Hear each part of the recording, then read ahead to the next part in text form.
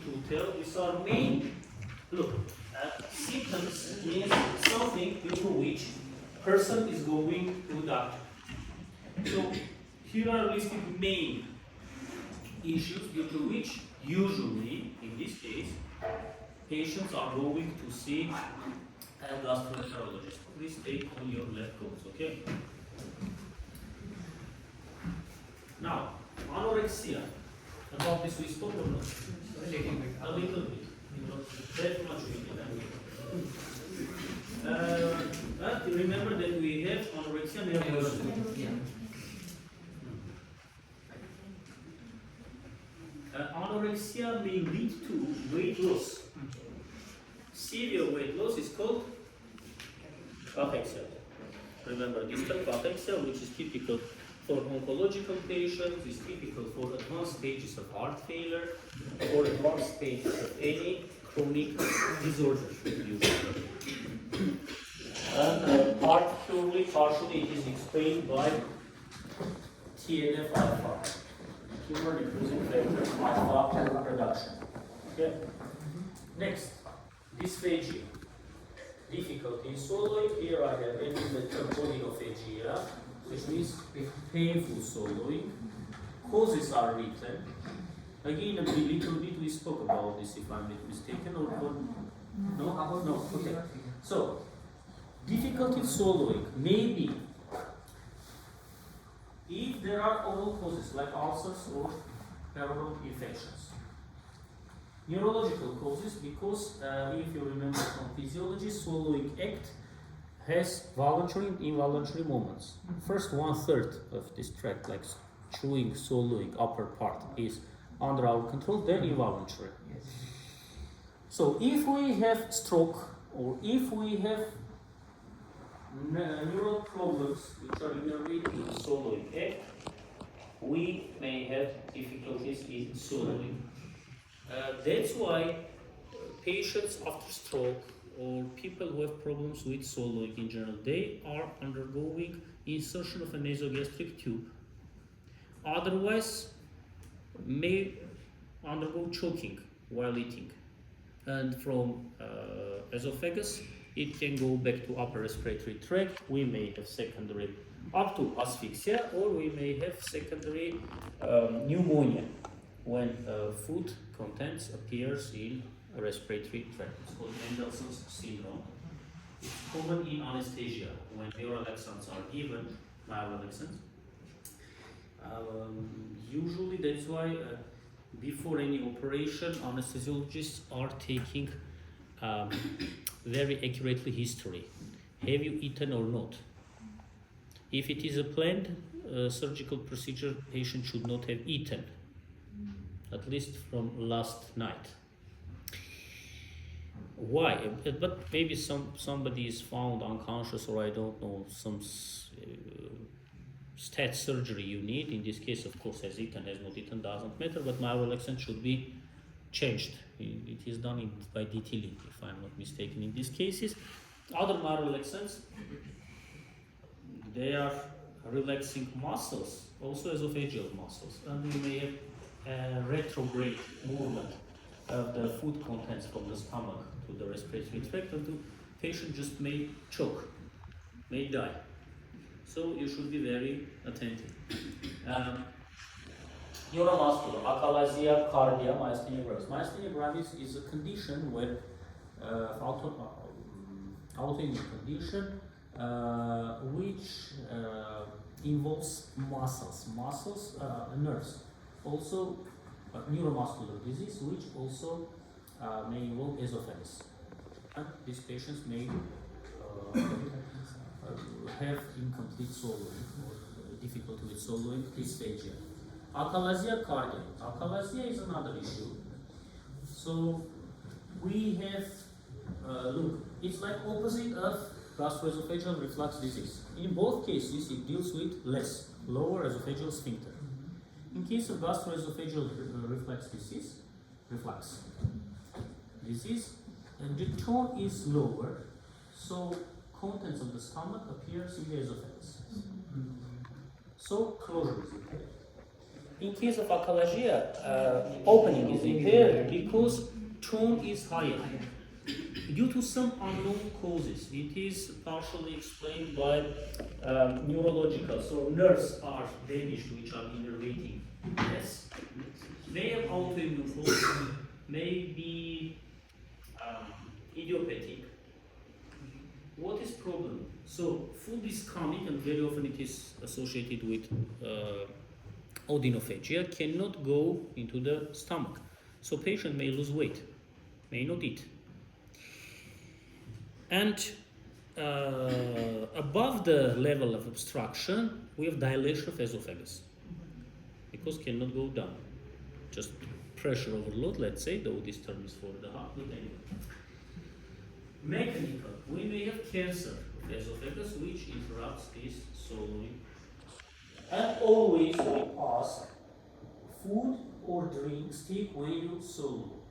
So fluids, liquid or solid food.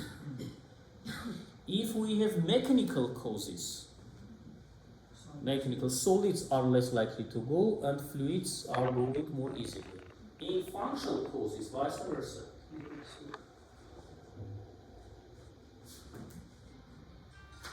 Next.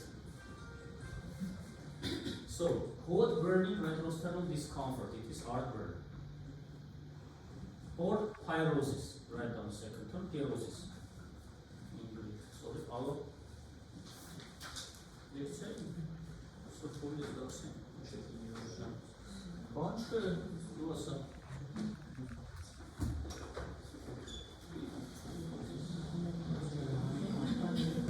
it's a cardinal symptom for gastroesophageal reflux disease.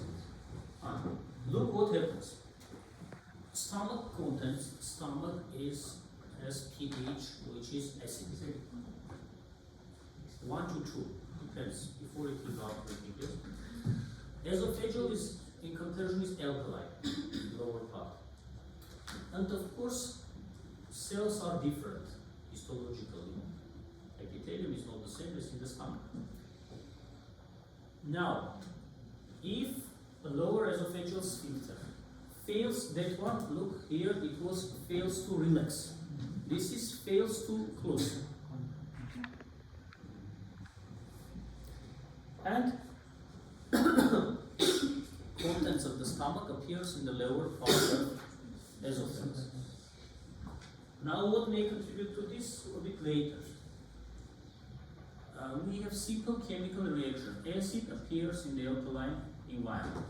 Acid, alkaline, we have neutralization reaction, which is accompanied by heat generation.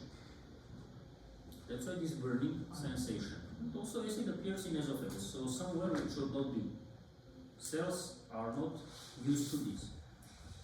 Just going forward, let me tell you that as a complication, one of the complications may be ulcer formation in esophagus. About ulcer we have spoken, yes, which layers? Or no? As far as these terms are widely used, let me tell you a few issues. So, GI tract has 4 layers in general. Mucosa, submucosa, muscle layer, muscularis, adventitial, yes? Or serosa. If we have superficial inflammation, it is called accordingly something an itis, like duodenitis, gastritis, esophagitis. It is just mucosa, maximum up to submucosal layer.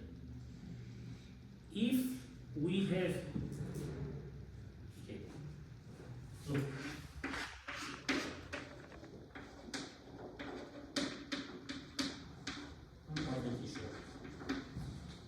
if we have this defect, which involves submucosa, it is called erosion. If muscle layers is involved, it's called ulcer. Sometimes erosion is used as synonym for ulcer, but we are clearly distinguishing. Erosion also is defect, but ulcer is a deeper defect. Muscle layer should be involved. So we may have esophagitis, erosions esophageal, up to esophageal ulcer. Another complication here of course now I'm speaking more about special part, but anyway, is Barrett's esophagus. Barrett's esophagus, which maybe from pathology you have passed, when we have metaplasia, dysplasia, have esophageal epithelium, which is becoming more like intestinal epithelium. What's the problem? It is pre-cancerous condition.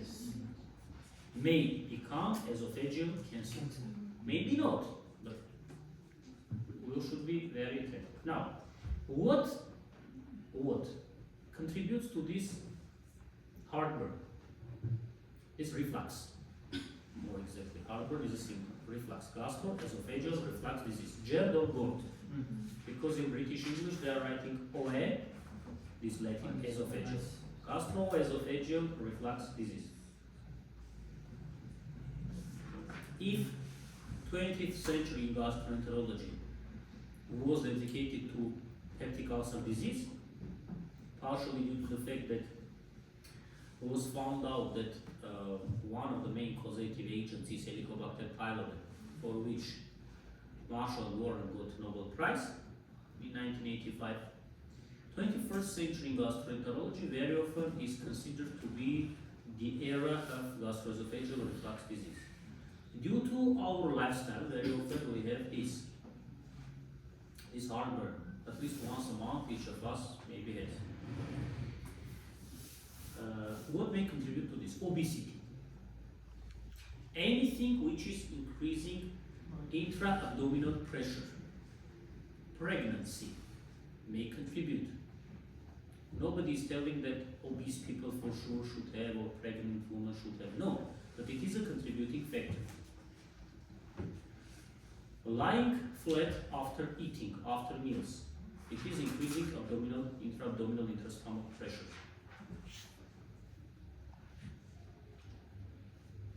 Taking beverages, especially carbonated, with the food. That's why normally it is allowed to drink 1 hour before or 2 hours after eating drinks. Why? Like very simply, you may imagine that all enzymes which were produced for digestion are washed away, first of all, which can contribute to obesity. Okay.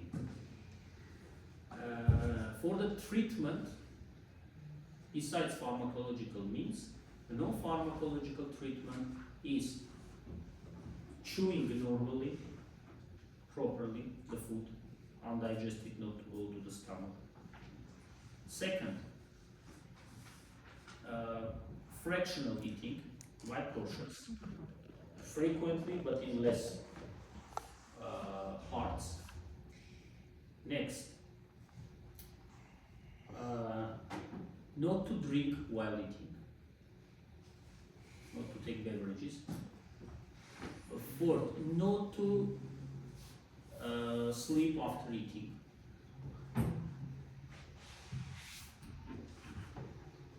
And a few more specific moments, but these simple issues prevent this gastroesophageal reflux and heartburn, which is called pyrosis also. Okay, which is radiating upwards. Here if we speak about dyspepsia, stomach neck. Look again, even heartburn is here. The next term about the definition, about this also we have not spoken yet. Dyspepsia. What does mean dyspepsia? Literally means impaired digestion.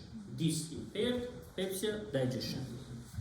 Or very often we are telling dyspeptic complaints. It is so common that like anybody who is coming to a gastroenterologist more or less has dyspepsia or dyspeptic complaints. It's a very wide term. Range you see here. Literally means bad digestion, but all these, what you see, epigastric discomfort, allostatic, bloating, indigestion, heartburn, maybe not all together, maybe some of them or one of them, nausea, vomiting, fullness, acidy taste in the mouth, vomiting, upset stomach, queasiness is the same nausea, belching. So, Belching, maybe usually when gas in the stomach is coming outwards. Again, due to the same gastroesophageal reflux.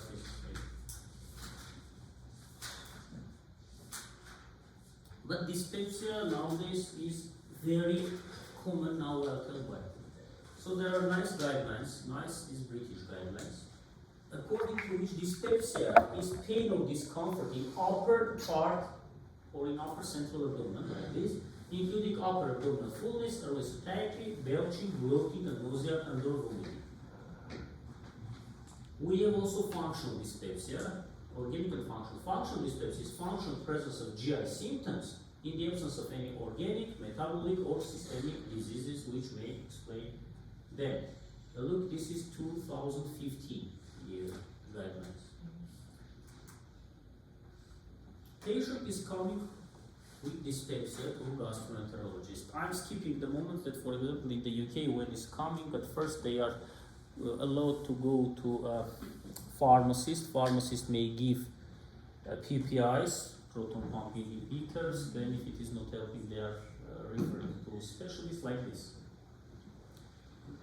When they are coming to a doctor first of all is doing endoscopy. You don't have? Why? On Monday? On Sunday? Saturday at least. Okay. So, is undergoing endoscopy. Endoscopy of upper and lower. In this case, it is upper GI endoscopy. Complete name is esophageal gastroduodenoscopy. It is allowing us to reach up to the second portion duodenum maximum. And colonoscopy or lower GI endoscopy, the whole large intestine is going proximally. So middle part is out of these methods. About this we'll speak. We don't have direct visualization. Upper GI endoscopy is enough. If we find gastroesophageal reflux disease, peptic ulcer disease, and so on, by the way, nowadays gold standard for peptic ulcer disease is upper GI endoscopy. Why nowadays? Because, for example, 40 years ago it was X-ray with contrast, but GI contrast, barium meals, which was revealing defect. Nowadays also is used, but gold standard is endoscopy with biopsy. Now this rule is telling us, if you see any defect, you should take biopsy. Why I'm telling you nowadays? Look, because we have peptic ulcer disease. Yes, I told you, we may have in esophagus, but more commonly it is either in the duodenum or in the stomach. So you have gastric and duodenal ulcers. One of the complications of peptic ulcer disease is that they may become malignant, adenocarcinoma. Statistically, it has been shown that duodenal ulcers almost never undergo malignization. Meanwhile, gastric ulcers have tendency to become malignant. When I was a student, we were taught if you have a gastric ulcer, you should perform also biopsy. For duodenal, you may skip. Nowadays, for everything, you should do, even if it's erosion. Because up to 10, if I'm not mistaken, percent of cases, visually lesion which looks like benign may be malignant. So not ulcer, but adenocarcinoma, maybe in situ. So just starting. So first of all, you need biopsy while performing endoscopy. Okay, if you see any organic disease, which is structural, here organic is structural, it is organic dyspepsia. And already when you treat gastroesophageal reflux disease, dyspepsia decreases, disappears, and so on. The same for peptic ulcer. But above 70% of cases and above, you cannot find any structural changes. The patient has this complaint. It's functional dyspepsia. And nowadays, it is very common. In the 21st century, now we know that it's functional diseases era in gastroenterology. If you sit near the door of any gastroenterologist in your countries, here in Armenia, you will see that really more than half of the patients who are going there are relatively young people, or just young people, who don't have any severe structural diseases. So what we have? Functional diseases. Functional dyspepsia it is called. For functional diseases, where suggested wrong criteria are all.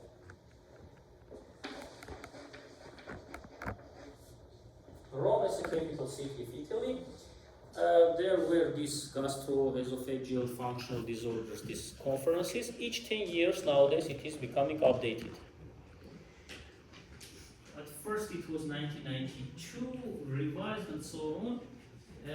We have Rome third criteria. Rome third.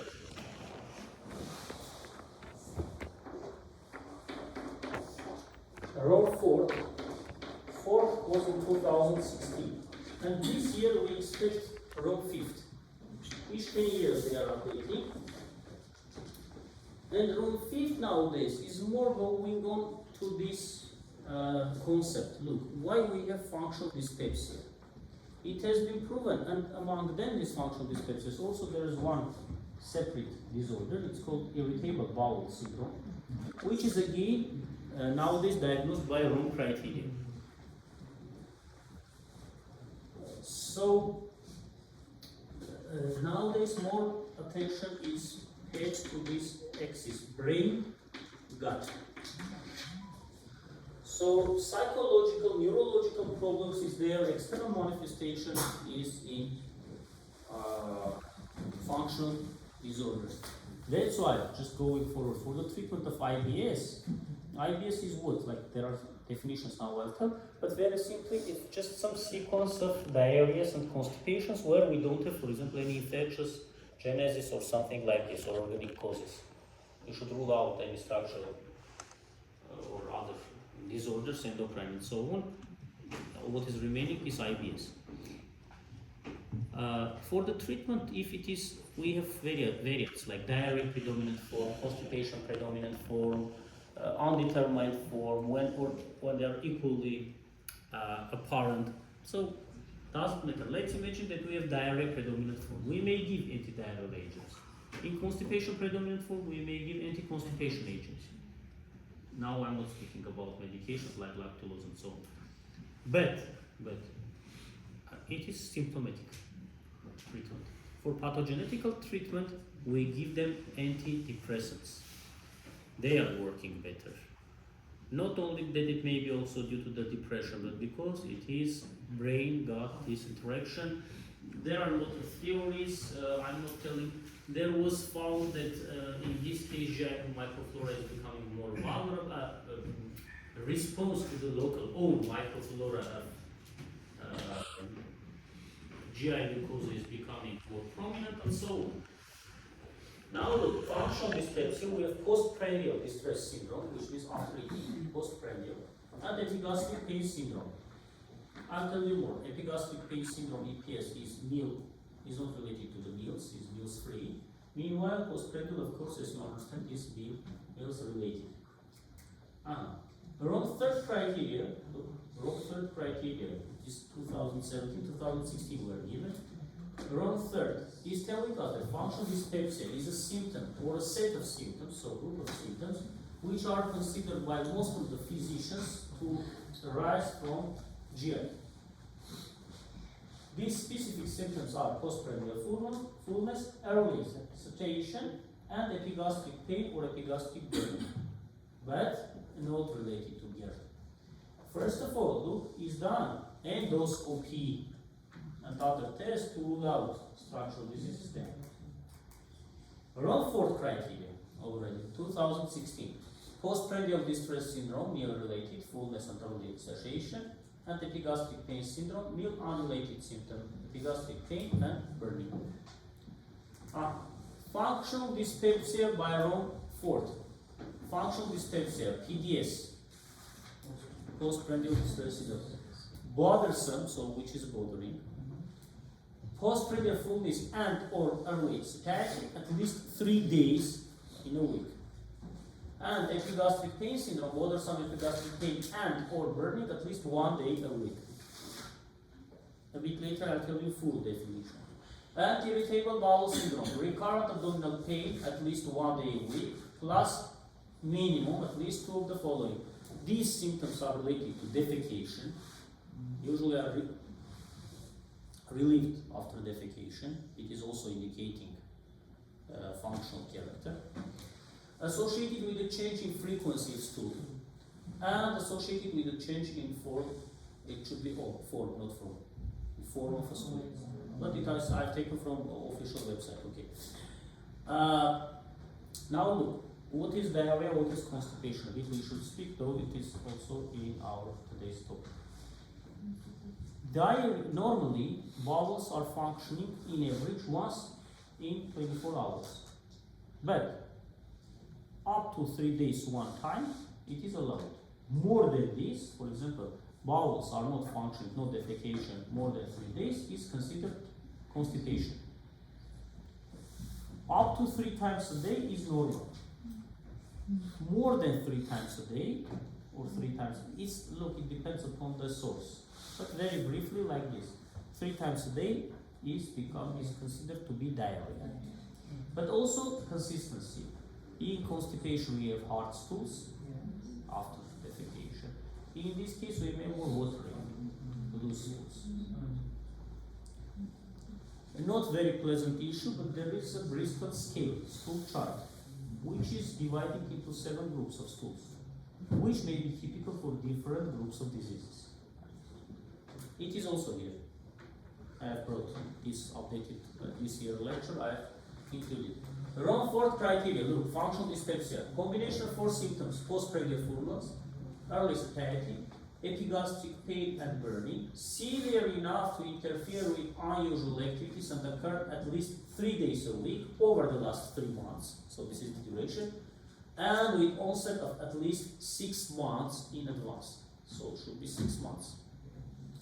Normal endoscopy and other relevant tests. Look, it is already 2016. Wrong 4th criteria. Up to now we are using wrong 4th criteria because wrong 5th has not been published yet. At least as far as I know. Irritable bowel syndrome. Recurrent abdominal pain on average at least 1 day per week in the last 3 months, associated with 2 or more of the following criteria. Related to defecation, associated with the change in the frequency of stool, and associated with the change in the form of stool. These criteria should be fulfilled for the first 3 months with symptom onset, and at least 6 months before diagnosis. Not for that moment. In advance. Nausea and vomiting. Nausea, just sensation. Vomiting when we have vomiting masses. Now, there are conditions when vomiting relieves the condition. After vomiting, nausea disappears. For example, in food poisoning. But if we have raised intracranial pressure, vomiting is not even sometimes maybe nothing. No vomiting mass, just this nausea. And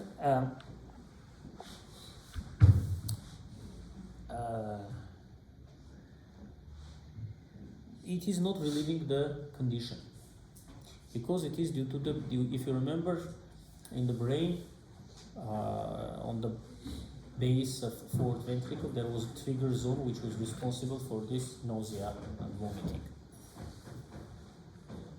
So this trigger zone is triggered like due to raised intracranial pressure, and in this case standard antiemetic drugs or even vomiting cannot relieve the condition. Now, vomiting, expulsion of gastric contents via mouth. Usually yes, but not always. Now look, dyspepsia, it may be associated with dyspepsia, peptic ulcer disease, gastric outlets or pyloric obstructions called pyloric stenosis. It is very often due to peptic ulcer disease. It's another complication of stomach, peptic ulcer, gastric ulcer disease. Due to this inflammation, we have scarring around the pyloric region, and food cannot leave properly the stomach. This evacuation of the food doesn't occur normally. Now question, how long food should stay in the stomach normally after eating? Huh?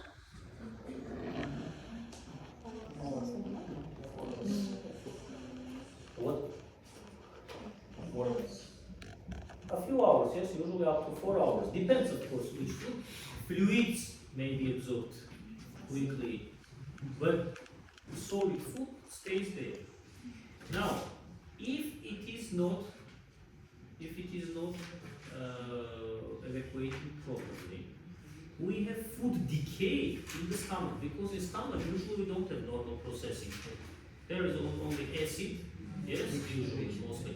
Afterwards, enzymatic processing is going in the intestines. Now this happens in the stomach. That's why these patients have vomiting, and vomiting mess has very unpleasant odor, which is resembling rotten eggs odor. It is due to the release of H2S, hydrosulfuric acid, as a product of decay.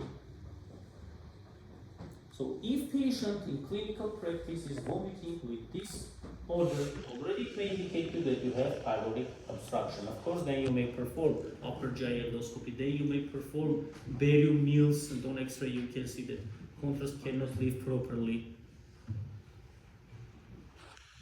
Sometimes patients have a feeling bitter taste in the mouth after vomiting. It is bile. But bile, if appears in the stomach, it means that at least we have duodeno-gastric reflux, because normally bile should not be in the stomach. It may happen if you open Chamberlain, always read this. We may have fissulant masses, ficus, in vomiting. It is if we have small bowel obstruction. Depends on which level. One time I have seen patient in my department started vomiting with fecal masses, not completely formed because it is in the large intestines, but if you have a small intestine obstruction, these anti-peristaltic movements may bring them into the stomach, and from the stomach already into that environment. Or bilious, it's written, if you open Chamberlain, you see bilious, already small bowel obstruction. Depends on which level. Bile ducts and so on. Hematemesis. Hematemesis means vomiting of blood. Hematemesis should be distinguished from hemoptoe, which is fresh blood from the lungs, hemoptoe. Or not only from the lungs, but just, yes, from the lungs, let's take, because hematemesis is with the GIT. It may indicate the following variants. Above gastroesophageal sphincter, these are esophageal varices, varicosely dilated esophageal veins, and below esophageal sphincter less, it is called mammary waist tear. Now, mammary waist tear is here. It is a micro damage to the mucosal layer, usually here at the junction of esophagus and stomach. Very typical for alcoholic patients, and due to vomiting, due to this mechanical damage of the layer, we may have bleeding. Gastric ulcer, esophagitis, gastritis, esophageal gastric cancer, and non-steroids. First of all, non-steroidal anti-inflammatory drugs are ulcerative. They are causing ulceration, because these normally why we don't have ulcer, because we have balance between aggressive factors of hostile factors and factors of protection. Among protection factors, we have normal mucosal layer, which is secreting bicarbonates, and where are prostaglandins, especially E1. Anti-inflammatory drugs are decreasing synthesis of prostaglandins as well. As a result, we have lacking in protection system, and it contributes to ulceration. In gastric ulcer, another complication, look, complications we have already spoken, malignization, gastric outlet obstruction. Next is bleeding. Now, if it is coming from stomach or even from duodenum, these vomiting masses have brown color. It's called coffee ground resembling vomiting masses. Why? Because hemoglobin, while reacting with hydrochloric acid, is becoming hematine. Yes, but please remember during the exam, not to tell from where we should know this. From your second year of physiology, for example. I personally passed from physiology, hematine formation. Now I'm telling you.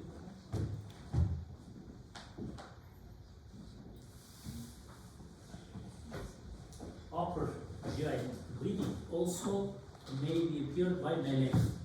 It's coming afterwards. Here should be.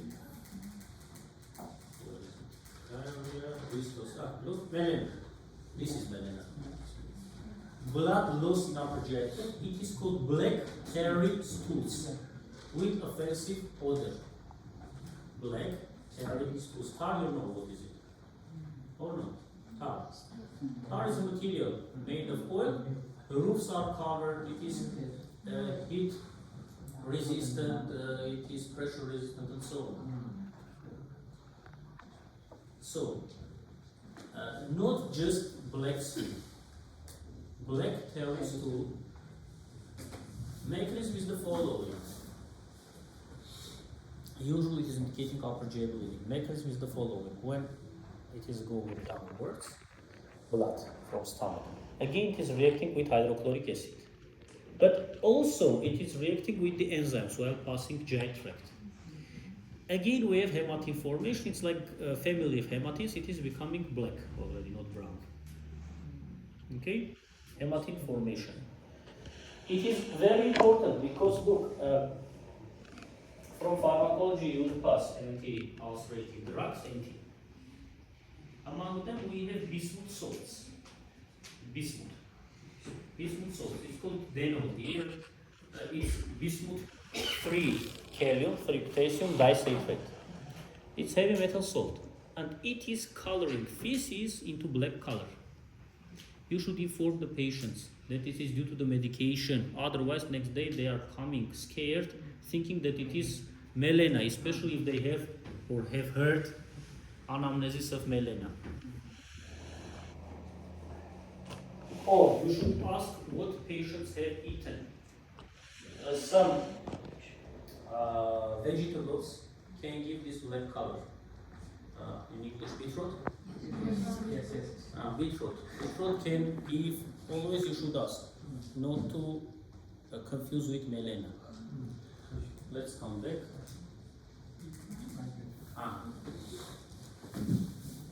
Gastroesophageal reflux disease. Esophageal varices. In esophageal varices, so if it's above the stomach, blood already is not, we have fresh blood. We usually don't have this hematemesis in the form of coffee ground, hematine. No hematine formation. But of course possible to go there with the vomiting possible. But vomiting means it is has contacted with stomach contents, this brown color. Oof. Now, esophageal varices. Esophageal varices are manifestations of portal hypertension. We have portocaval anastomosis. It is our upcoming lectures. Hepatobiliary system. We have 4 ramus communicans for portocaval anastomosis.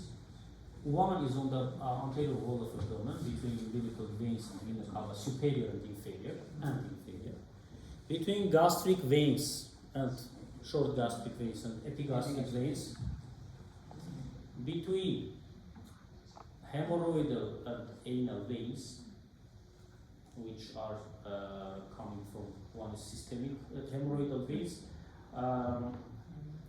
superior anal is coming from portal system, others are coming from vena cava inferior system, so we have anastomosis, we have hemorrhoids and hemorrhoidal bleeding.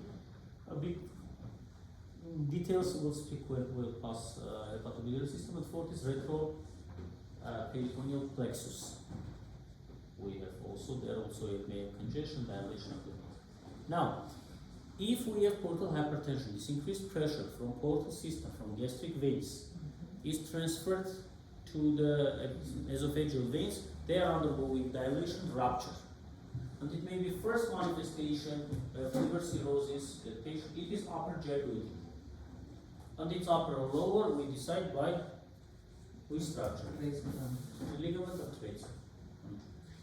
Abdominal pain. Maybe more than 50% of cases, this is something due to which patients are going to see a gastroenterologist. We may have visceral pain and somatic pain. Visceral, as you understand, distension of all lower organs, smooth muscle contraction, and somatic pain, irritation of parietal peritoneum. And anatomically, or how to say, ontogenetically, we have three parts: foregut, midgut, and hindgut. Foregut, it is from oral cavity up to second portion of the duodenum. This part of GI tract. From there starts midgut up to 1/3 of transverse colon. The last part is from there up to the start of anus. It is hindgut. Accordingly, if we have problems with foregut, pain localizes in the epigastric area. Midgut, you see in colors, in periumbilical area, hindgut in suprapubic area. Always we should ask about characteristics. When, how severe, what makes it worse, and what makes it better. For example, in the same IBS, pain is relieved after defecation. But it's not like this in a lot of organic cases. It is functional cause. Abdominal pain may be direct, may be referred from some other area. For example, in coronary artery disease, if you remember, in angina, pain may be spread to epigastric region as well from retrosternal region. So it's referred pain. Next, abdominal pain has usually four mechanisms. Maybe due to spastic, due to biliary colic or renal colic. Maybe due to distension of all organs, for example, meteorism, which means gas accumulation in the intestines. Peritoneal origin, when we have irritation of peritoneum, peritonitis, and vascular origin, which is mesenteric thrombosis. Mesenteric thrombosis, by the way, a few words about this.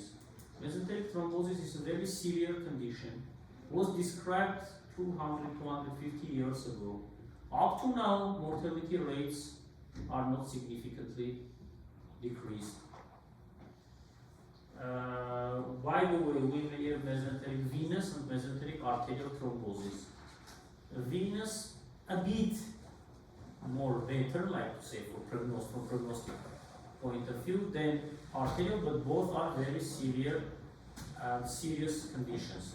Up to now, surgeons, when see this, while operating, they are just suturing back the abdominal cavities, so they are not doing anything well. Because mesenteric thrombosis sometimes may do something. What is this? Mesenteric vessels are supplying intestines. Now,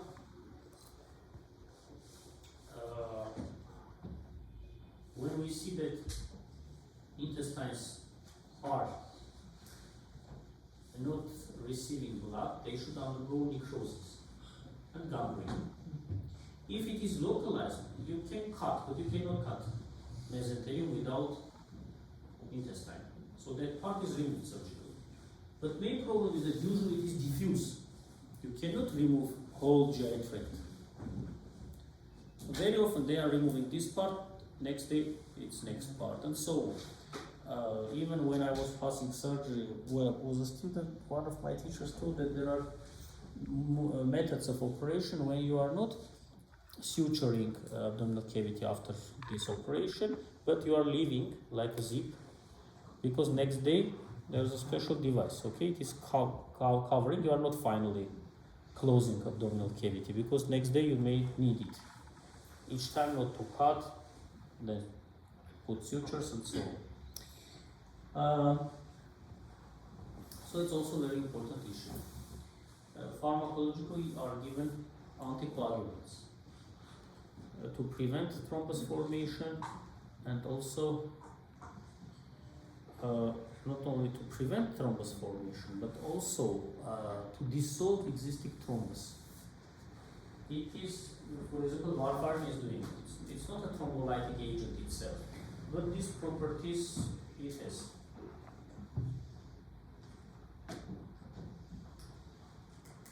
Here are given main disorders. It is now just before you 2 lectures I did 6th-year students. Differential diagnostics of abdominal pain. It is up to 6th year, we need it. Like what is acute abdomen? Acute abdomen are diseases where usually we need urgent surgical attention, and if no, patient may die. So these are potentially life-threatening conditions are underlying causes here. And already we have signs, symptoms, specific with not everything. Wind. So it is gas, in other words. It may be belching when it is coming out of the mouth. If from the anus, it's called flatus. Abdominal distension. Borborygonies are osculatory findings due to the peristaltic movements of the GI tract when gas and fluid are passing through the intestines. Each 5 to 10 seconds they should be repeating. Abdominal distension. Abdominal distension may be localized due to organ mangling when we have enlargement, or due to some tumor, or I don't know, foreign body, for example. And diffuse. Diffuse, here we have 5 F's. What can cause abdominal distension? Diffuse, widespread. Look. Fat, flatus, feces, fluid, and fetus.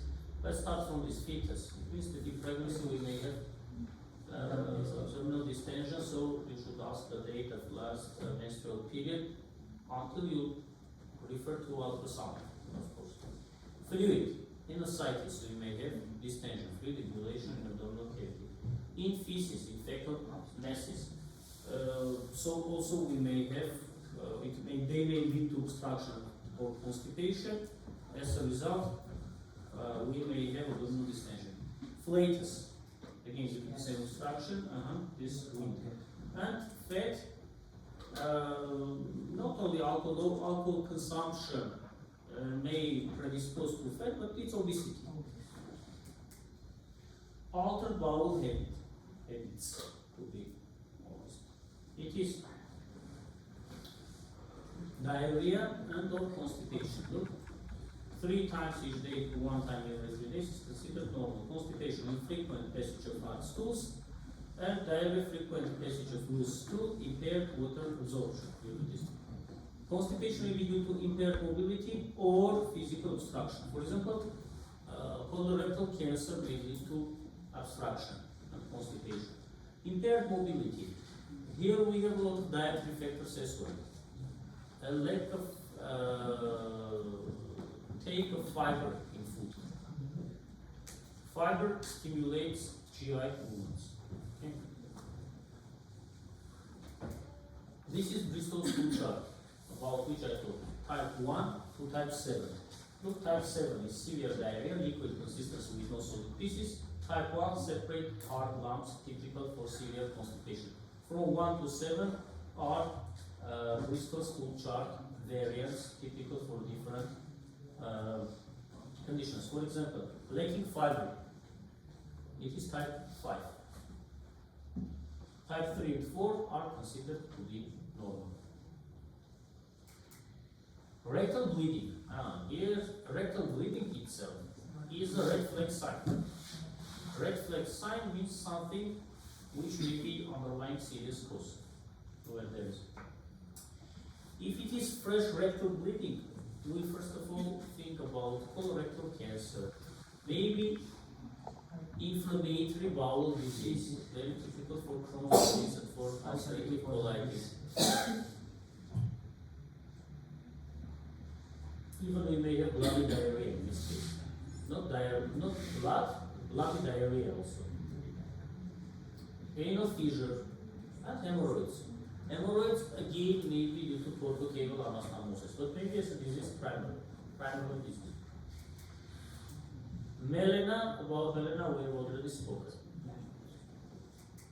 Jaundice. Jaundice in Latin is called icterus. Jaundice is yellowish discoloration of skin and visible mucosa due to hyperbilirubinemia, which means that if we have jaundice, we should have hyperbilirubinemia. Normal amount of total bilirubin hormones.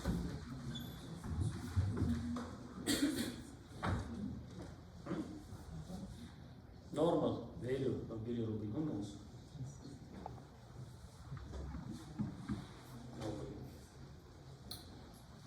Okay. These in details we'll speak in hepatobiliary system, but just for today to understand what is hyperbilirubinemia.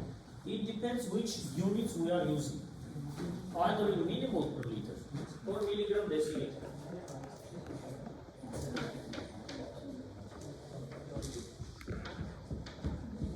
We have direct and indirect bilirubin. And there are some which is called total bilirubin.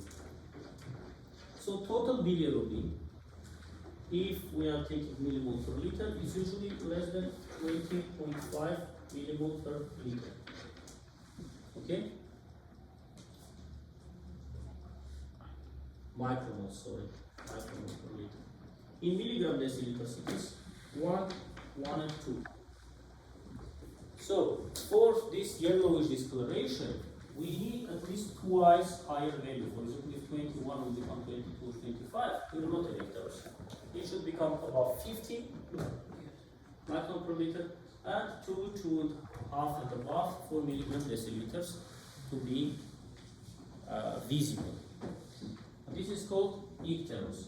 First of all, remember that icterus, jaundice, starts from or is becoming visible in eye sclera. Why?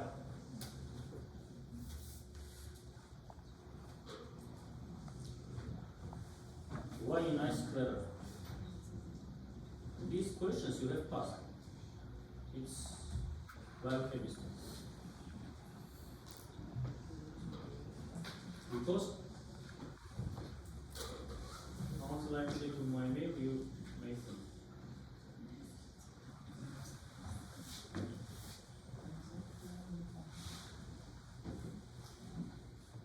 What are in sclera?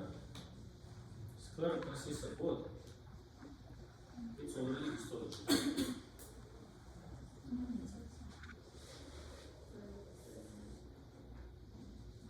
Consists of elastic fibers, and bilirubin has very high affinity towards elastic fibers. And elastic fibers are mostly in eye sclera. That's why, first of all, we have accumulation of bilirubin there.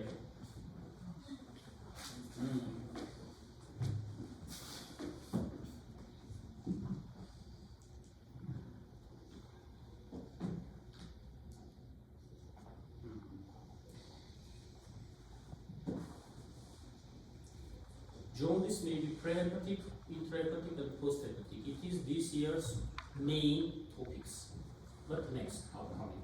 Here, just as a symptom of GI tract, I have blood. And in the brackets are given main reasons for intrahepatic, prehepatic, or for posthepatic. Also, there is a group which is called familial non-hemolytic benign hyperbilirubinemias. It is Gilbert syndrome. We have Crigler-Najjar 1, Crigler-Najjar 2, Darwin-Johnson's, and so on. There we have enzymatic usual defects which are responsible for bilirubin metabolism. But sometimes you may see yellowish discoloration of skin. By the way, sclera are normal, but bilirubin is normal. It is so-called false jaundice. What can be the cause of false jaundice?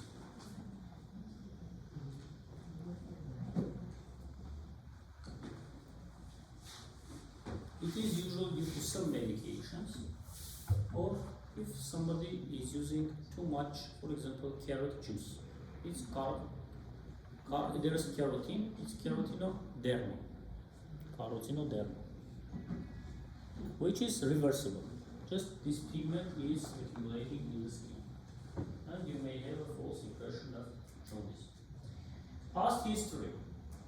Past history may help you because similar problem might suggest a similar diagnosis that has had. Previous abdominal surgery may give you clue what has happened before. Drug history. Always you should ask about, especially this medicine, over-the-counter medications, aspirins and non-steroids, opioids and antibiotics. To be honest, in OTCs we have non-steroids, best painkillers, antipyretic agents to lower the temperature, but their uncontrolled use may predispose, for example, to the same peptic ulcer disease. Opioids can have an impact on peristalsis, may predispose to constipations, for example, opioid analgesics.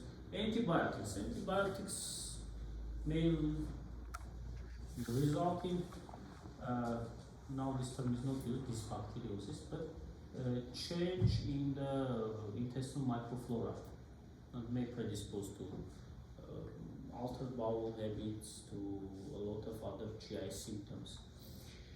It's not written here, but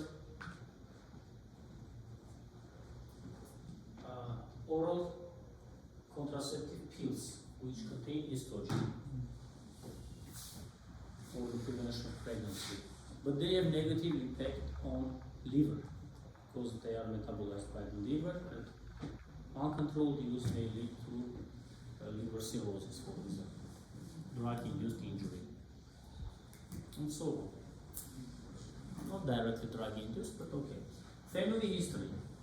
Colorectal cancer in a young person, in first-degree relatives. So next generations should be alert to undergo screening of colorectal cancer. It is usually colonoscopy, more frequent. And we have very strong family history of inflammatory bowel disease. Be attentive. We have IBS and IBD. It is IBD, not irritable bowel syndrome. Crohn's disease and ulcerative colitis, these two issues. But in other conditions like positive family history in most of GI diseases, it's not helpful. But here it is helpful. Why? Because especially IBD has not only, it is so much genetic that it is also ethical predisposition, very typical for Jewish people, especially in Ashkenazi Jews. That's why this being Ashkenazi Jew means 3 to 5 times have higher risk of IBD than other populations. That's why a lot of scientific institutions which are studying this disease are in Israel.